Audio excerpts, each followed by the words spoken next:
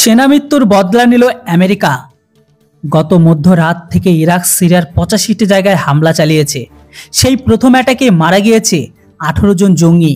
হ্যাঁ বন্ধুরা, জর্ডান হামলার পাল্টায় আমেরিকা হামলা চালালো ইরাক ও সিরিয়ায়।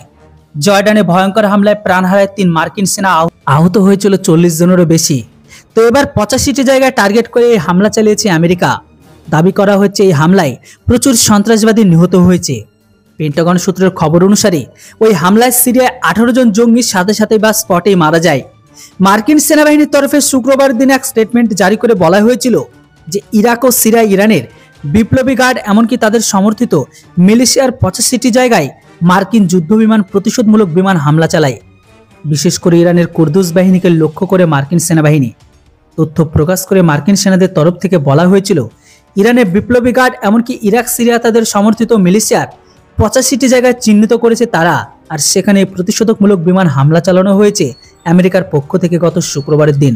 তবে ইরানের অভ্যন্তরের কোনো জায়গাকে টার্গেট করেনি আমেরিকার সেনাবাহিনী। আমেরিকার সেন্ট্রাল কমান্ড এক স্টেটমেন্টে জানিয়েছিল আমেরিকার সেনাবাহিনী হামলা করছে ইরানের সামরিক বাহিনী ইসলামিক রেভলিউশনারি গার্ডের পাশাপাশি তেহরান সমর্থিত সশস্ত্র গোষ্ঠীর উপরেও। আমেরিকার এই দূরপাল্লার যুদ্ধবিমানগুলি হামলা করেছে ৮৫টিরও বেশি লক্ষ্যবস্তুকে। ১২৫টিরও বেশি যুদ্ধোপকরণ ব্যবহার করেছে ওই হামলায়। আমেরিকার জাতীয় নিরাপত্তা পরিষদ অর্থাৎ ন্যাশনাল সিকিউরিটি কাউন্সিলের মুখপাত্র জন কির্বি জানিয়েছিল এই হামলা চলেছে প্রায় ৩০ মিনিট ধরে। নির্দিষ্ট সময়ে হামলা চালানোর পর আবার ফিরে এসেছে আমেরিকার B-1 যুদ্ধবিমানগুলো।